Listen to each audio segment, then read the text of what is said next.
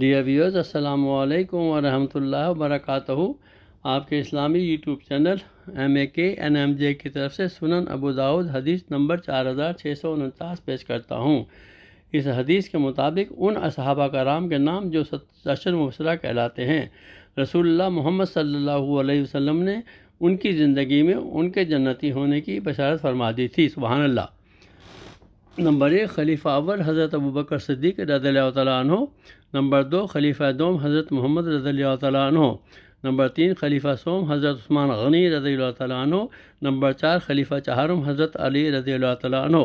Number 5، حضرت طلحہ بن عبید اللہ رضی اللہ تعالیٰ عنہ۔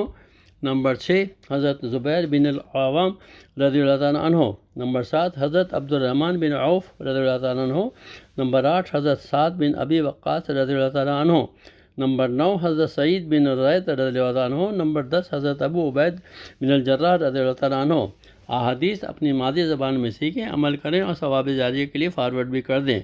اپنی ہر ویڈیو کو فارورڈ کریں اور ثواب جاریہ کے لیے اپنے اس چینل کو سبسکرائب بھی کر دیں۔ اللہ حافظ۔